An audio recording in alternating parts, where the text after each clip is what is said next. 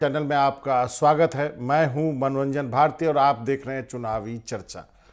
तो सबसे पहले चुनावी चर्चा में बात करते हैं। राजस्थान में 199 सीटों पर मतदान हो चुका है। काउंटिंग का काउंटडाउन जो है वो शुरू हो चुका है। सीएम गहलोत ने दावा किया है कि एग्जिट पोल चाहे कुछ कहें, कांग्रेस सरकार बना रही है। दूसरी तरफ बीजेपी बदलाव का दावा कर रही है। राजस्थान में 164 सीटें ग्रामीण इलाकों की है। पारंपरिक रूप से कहा जाता है कि ग्रामीण इलाकों में कांग्रेस की पकड़ मजबूत रही है, लेकिन यह बात 2013 में गलत साबित हुई। दोनों पार्टियों ने ग्रामीण मतदाताओं को साधने में पूरा जोर लगाया है।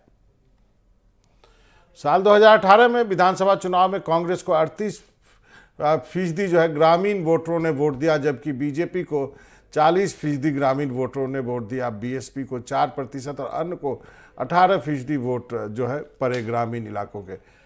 जबकि 2018 के विधानसभा चुनाव में शहरी वोटरों की बात करें तो कांग्रेस को 43% और बीजेपी को 35% वोट मिला है। बसपा को 6 और अन्य को 16% जो है शहरी मतदाताओं ने वोट दिया है। उसके बाद जो हम आंकड़े हम आपको दिखा रहे हैं वो जो है जिलेवार मतदान कब कहां पर बढ़ा है इस बार का, ये जो है ये आप अंतर देख सकते हैं।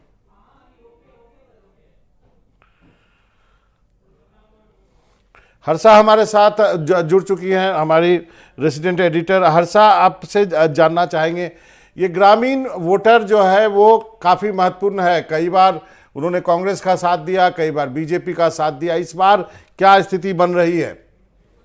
देखिए मनोरंजन, जो ग्रामीण वोटर है वो अपने आप में बहुत ज़्यादा महत्वपूर्ण है, क्योंकि जो सोशल वेलफेयर स्कीम्स हैं सबसे ज़्यादा उसकी नज़र उस पर रहती है।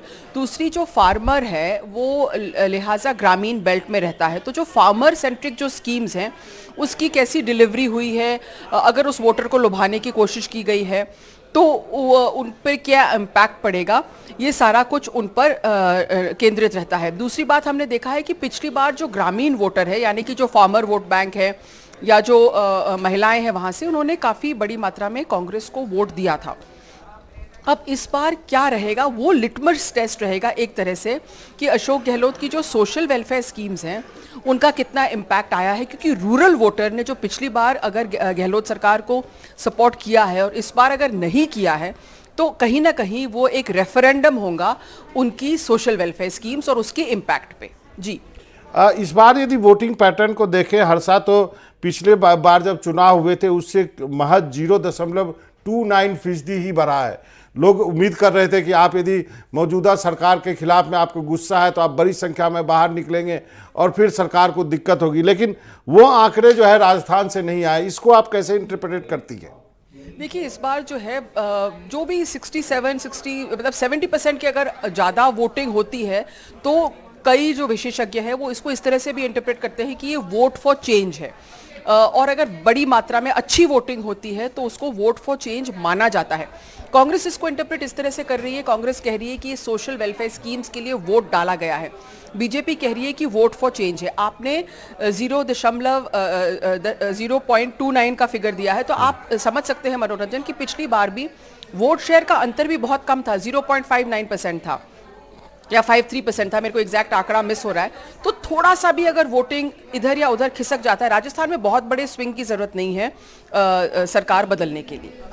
जो शहरी मतदाता है उसकी भी संख्या जो है 0.97 जो है वो बड़ी है। हमारे साथ नवीन चौधरी जुड़ गए। आप हमारे साथ हर साहब बने रहिए, हम नवीन जी के पास चलते हैं।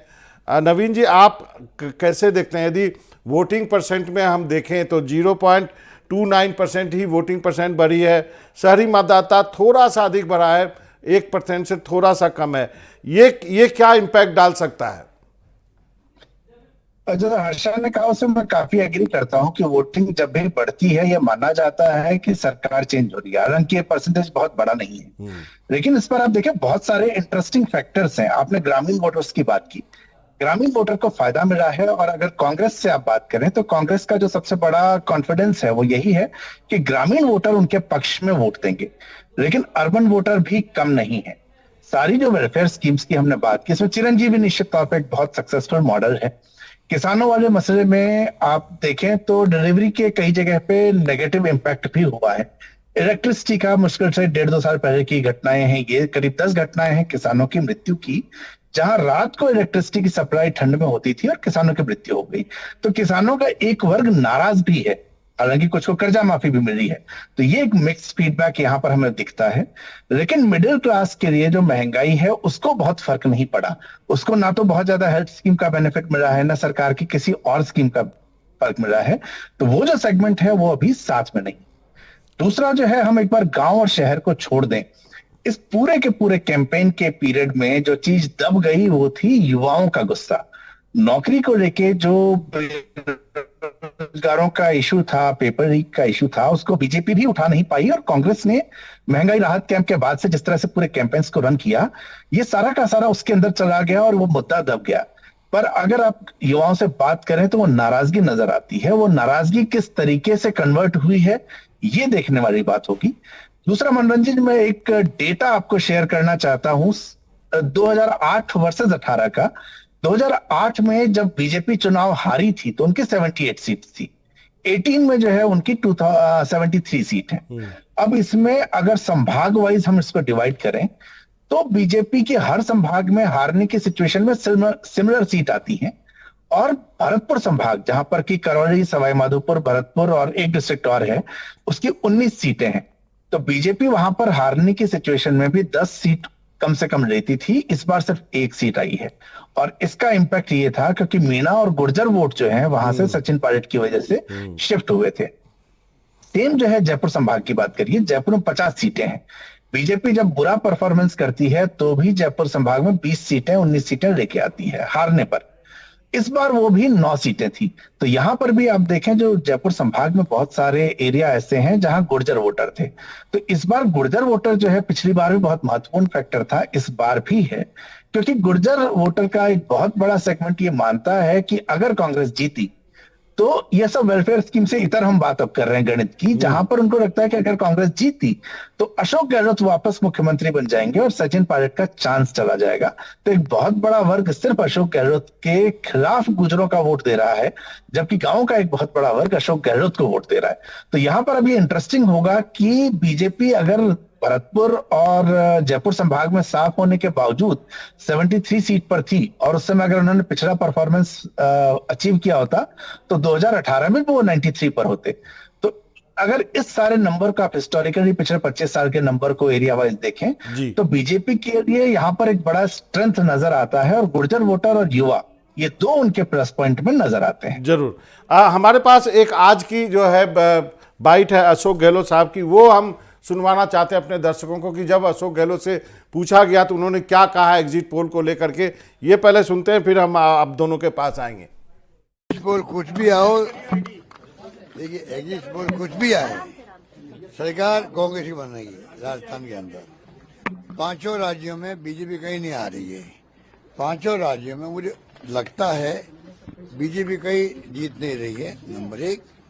नंबर 2, राजस्थान के अंदर एग्जिट पोल कुछ भी आ जाए, सटोरिया कुछ भी कह दे, आप लोग कुछ भी दिखा दो मीडिया वाले, और सर्वे कुछ भी आया आपके मीडिया के अंदर, जो प्री पोल सर्वे आ चुके हैं, तब भी मेरा हंच कहता है, जो मैं कमेंट सुनता हूँ लोगों से, आम लोगों से, गांव में, शहर में, पिछले 6 महीने से, उससे मुझे लगता है कि सरकार हमारी आनी चाहिए। बस मैं मानता हूँ, मैं कोई एक सीट की कैलकुलेशन करता नहीं हूँ कभी। मेरा हंच कहता है कि इस बार कांग्रेस सरकार पब्लिक बनाएगी। उसके 3 कारण हैं। एक तो हमारे खिलाफ हिंदुस्तान में पहली गवर्नमेंट ऐसी है जो एक्सपर्ट कहते हैं जिसके खिलाफ बिल्कुल ही एंटी इनकमेंट नहीं है। आप अशोक गहलोत को सुन रहे थे। हर्षा, आपके पास आता हूँ। श्याम सुंदर जी भी जुड़ गए, उनके पास भी चलेंगे। लेकिन हर्षा, मतलब आप, उन्होंने कहा, यदि आपने ध्यान से सुना तो बोला कि सटोरियों, एग्जिट पोल और मीडिया वाले आप लोग, ये तीनों आप लोग कुछ भी कहो, जीत मेरी हो रही है। उसके कारण गिनाए, उसके कारण जो गिनाए वो भी काफ़ी महत्वपूर्ण है। अशोक गहलोत का मानना है कि उनके खिलाफ सत्ता विरोधी लहर इस बार नहीं है, जैसा हर बार राजस्थान में हर चुनाव में, विधानसभा में देखने को मिलता है। आप ग्राउंड पे रही हैं, आप बताइए इस बात में कितनी सच्चाई है। मनोरंजन, उन्होंने एक और बात कही थी, बहुत दबे होठ से कही थी। उन्होंने एक बात कही थी कि वो जो लोगों के बीच में जो जिस तरह से मेरे पर हमला हुआ है, और अगर वो नहीं चला है, और उन्होंने शायद कहीं ना कहीं पोलराइजेशन शब्द नहीं यूज किया है, लेकिन उन्होंने ये इसका इंडिकेशन दिया है। तो जो वो दबे होठों से कह रहे हैं उसको भी मैंने सुना है, क्योंकि मैंने काफ़ी समय से अशोक गहलोत को कवर किया है, इसलिए क्या वो कहते हैं और क्या वो नहीं कहते हैं और क्या वो दूसरे लिहाजे में कहते हैं, उनको सबको हम सुनते हैं। तो इसमें उनको सिर्फ ये फियर है कि अगर जिस तरह से उन पर हमला हुआ है और जिस तरह से विभाजन का जो कोशिश करने की कोशिश की गई, अगर वो नहीं हुआ है तो उन्होंने कहा है कि मेरी सरकार दोबारा आ रही है।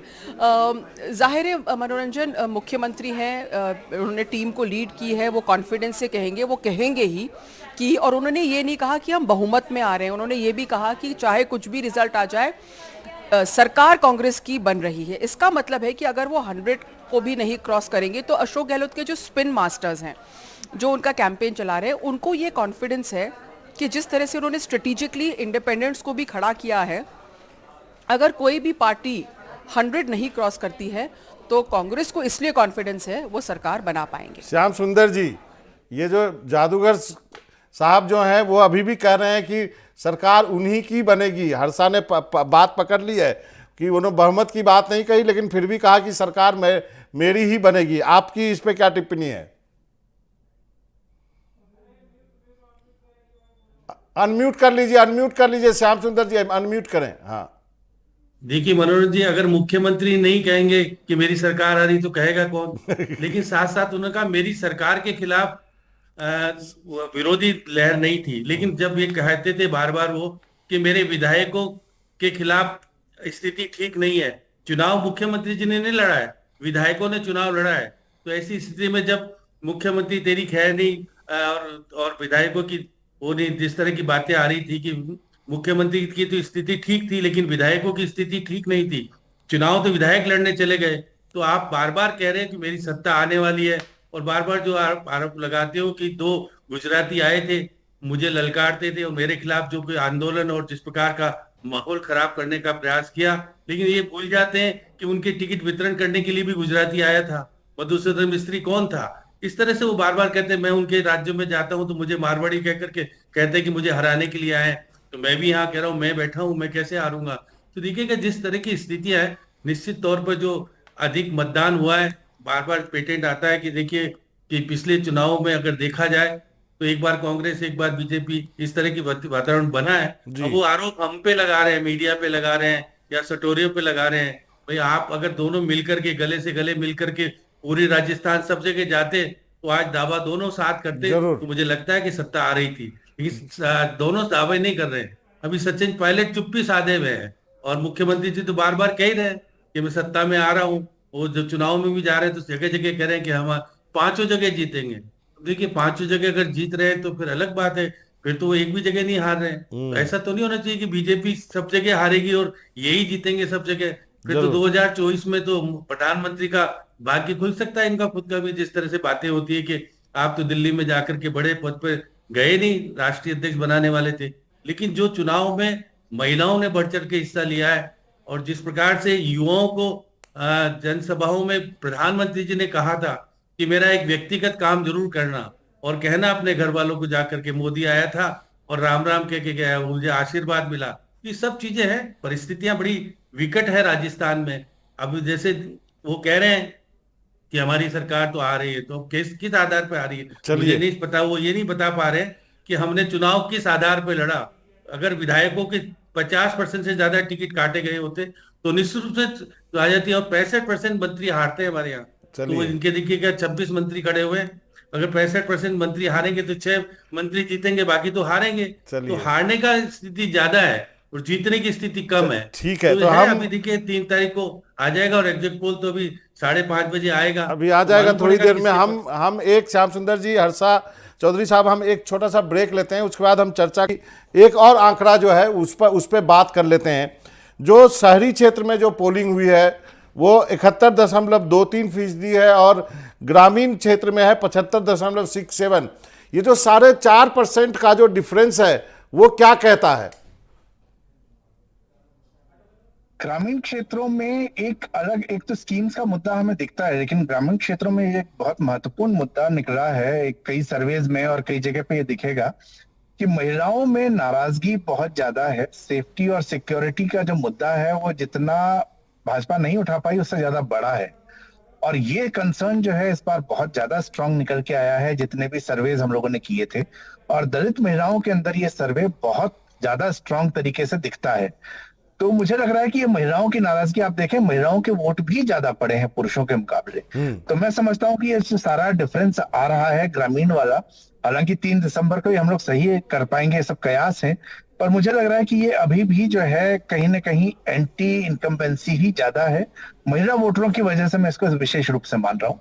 साथ ही साथ युवा भी जो है, युवा भी आपके गांव से आए शहरों में, उस दौर की जब आप खबरें पढ़ेंगे पिछले 3 साल की, तो युवाओं के साथ ये बहुत बड़ा इशू था, क्योंकि वो गांव से आ रहे हैं सरकारी नौकरी के लिए, और उन्हीं को सबसे ज्यादा इम्पैक्ट हुआ है। एक दो सुसाइड की घटनाएं भी हो गई, जहां पेपर लीक होने की वजह से बार बार एक युवा ने, मेरे को ध्यान है एक का किस्सा हनुमानगढ़ का, जिसने सुसाइड कर लिया था।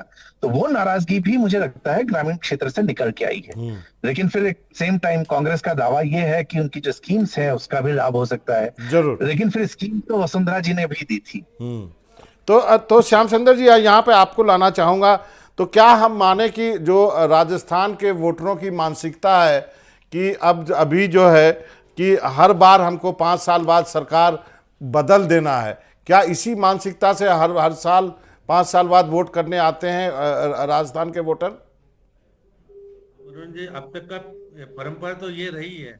अब क्योंकि मुख्यमंत्री अपनी स्थिति को इसलिए सुदृढ़ बताते हैं कि मैं चुनाव लड़ रहा था, बाकी चुनाव लड़ नहीं रहे थे। 199 सीटों पर आप चुनाव लड़ रहे थे, सचिन पायलट तो कहीं लड़ ही नहीं रहा था, या बाकी लोग लड़ नहीं रहे थे। तो जो सामूहिकता वाली बात बार बार आती है कि सामूहिकता के आधार पर चुनाव लड़ा गया होता तो फीजा चेंज होती, इसमें दिक्कत नहीं, मैं भी कह सकता हूँ कि फिर सत्ता आ सकती थी। लेकिन आप बार बार कह रहे हो कि देखिएगा कि मेरे से तो बैर नहीं, विधायकों की खैर नहीं, जो आप बार बार खुद नारा देते थे बैठ करके। तो विधायकों को आपने टिकट दिए सबको और लड़ाया चुनाव। केवल आप 12 लोगों के टिकट काट पाए, जिसमें 2 मंत्रियों तो चुनाव लड़ने से ही मना कर दिया। और कहीं देखिएगा जिस प्रकार, और आपने हरवाने का काम किया इस बार कि सचिन पायलट के लोगों को हरवाओ। मेरे को तो एक मेरे मित्र हैं दीपेंद्र सिंह शेखावत, विधानसभा के पूर्व अध्यक्ष हैं, उनको जोर तोड़ से हरवाया, क्योंकि मानेसर कांड के लिए उनको दोषी माना जाता है कि उनका दिमाग था, इस कारण हुआ।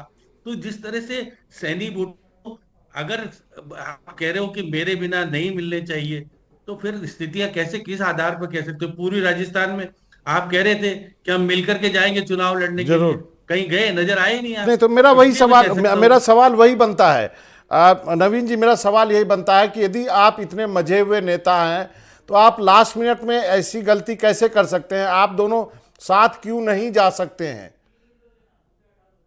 यदि साथ प्रचार करते तो आज स्थिति अलग होती, जैसा कि आप दोनों का मानना है। नवीन चौधरी जी।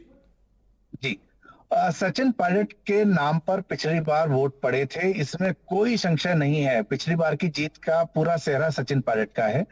अशोक गहलोत जी ने अपने हिसाब से चीजें चेंज करवा ली, उनके हिसाब से सारा कुछ हुआ और सत्ता उनको मिल गई। इसके बाद उन्होंने, जब डिप्टी सीएम थे सचिन पायलट, उनके लोगों के काम, उनके क्षेत्रों में काम नहीं करवाए, तो वो नाराजगी जो है वो दिखनी शुरू हुई। बहुत जगह पर ऐसे किसी कार्यक्रम में जिसमें सचिन पायलट को अतिथि बना लिया जाए तो ऑर्गेनाइजर्स के लिए समस्याएं होनी शुरू हुई थी, और ये हम 2018 से 19 की बात कर रहे हैं। तो ये जो विवाद इन दोनों का था, ये विवाद चुनाव के बाद से होता गया, इन घटनाओं के बाद और ज्यादा बढ़ना शुरू हुआ। मानेसर कांड के बाद से मुझे लगता है कि इनकी कुछ गलतियां अशोक गहलोत की हुई, जिसको इन्होंने बाद में सुधारने का प्रयास किया। लेकिन अभी भी कांग्रेस के साथ जो सबसे बड़ा फैक्टर आता है, सारी नाराजगी दूर हो सकती थी, वो यही था कि गुर्जर वोट पिछली बार की तरह ही इनको फिर से मिले। और गुर्जर वोट तभी मिलेगा जब सचिन पायलट को परमानेंट फेस बनाया जाएगा। और मुझे नहीं लगता कि सेकंड टाइम सचिन पायलट के चेहरे पर आप चुनाव जीते और इसके बाद आप उनको हटाकर अशोक गहलोत को फिर से मुख्यमंत्री बनाए। प्रियंका गांधी ने जब राजस्थान में अपनी सभाओं की शुरुआत की थी, तो आप सिकराय में उनकी सभा थी, तो आप देखिए कि वहां पर प्रियंका गांधी ने बहुत प्रोमिनेंस दी थी सचिन पायलट को। जब अशोक गहलोत का भाषण हुआ, अशोक गहलोत ने सचिन पायलट का नाम लिया, और सबसे आखिर में, लगभग आखिर के 3-4 नामों में था, प्रियंका गांधी ने दूसरे नंबर पर ही उनका नाम लिया। और बार बार ये मैसेजिंग उनके इसमें आती रही कि अशोक जी की स्कीम्स है और हमारे युवा चेहरा, भविष्य का नेता सचिन पायलट है। तो ये जो है, इस तरह की मैसेजिंग प्रियंका गांधी की भी थी। तो यहाँ पर जो है अशोक गहलोत को ये इंडिकेशन तो बार बार मिल ही रहा है कि राहुल और प्रियंका की पसंद सचिन पायलट है। साथ ले जाना और उनके नाम पर वोट पाना अशोक गहलोत को आगे मुख्यमंत्री नहीं बनने देता। मुझे लगता है कि उनका जो निजी हित है, उस निजी हित के चक्कर में उन्होंने पार्टी का बहुत बड़ा नुकसान किया है। चलिए आप चलते चलते अब श्याम सुंदर जी, तो फिर क्या माने एग्जिट पोल के नतीजे, क्या कहने वाले हैं? आप तो इतने चुनाव देखे होंगे आपने राजस्थान के। देखिए मनोरंजन जी, ये तो बात है कि जिस प्रकार से मैं देख रहा था कि करीब करीब 75 सीटों पर तो बीजेपी आगे है, दिख रही है, 60 पे कांग्रेस नजर आ रही है, और बाकी पे 50 पर त्रिकोणी और चौकोनी मुकाबला है। और मुझे लगता है कि 25 एक आदर्श में सब निबट जाएंगे, जिसमें हनुमान बेनीवाल भी के, आप पार्टी के हैं, बहुजन समाज पार्टी के, या निर्दलीय के हैं। निर्दलीय, कांग्रेस के निर्दलीय थोड़े ज्यादा जीत के आएंगे, और भाजपा के तीन तीन या चार जीत के आएंगे, ज्यादा नहीं जीत के आएंगे। और राजस्थान में देखिए अभी से तैयारी होगी कि अगर स्थिति खराब होती है तो हम गुजरात में डेरा डालेंगे, राजस्थान के ले जाकर के सही बात है। बीजेपी, और अभी कांग्रेस राजस्थान जयपुर में डेरा डालेगी। ये तैयारी अभी से शुरू कर दी गई है। अभी अभी अभी कर्नाटक के हमारे सहयोगी आज हमारे सुबह मीटिंग में कह रहे थे कि वहां पे रिजॉर्ट को तैयार किया जा रहा है, शायद मध्य प्रदेश और राजस्थान के विधायक वहां ले जाए जाए। खैर जो भी हो, अब ज़्यादा वक्त बचा नहीं एग्जिट पोल के नतीजों के आने के लिए। तो आप दोनों का बहुत बहुत शुक्रिया, बहुत मज़ा आया आप दोनों से बातचीत करके। और हमारे दर्शकों को मैं इतना ही कहना चाहूँगा, चुनावी चर्चा में इतना ही, लेकिन कहीं जाइएगा नहीं। एग्जिट पोल के नतीजे हम लगातार आपको दिखाते रहेंगे। खबरों का सिलसिला एनडीटीवी राजस्थान चैनल पे लगातार जारी है।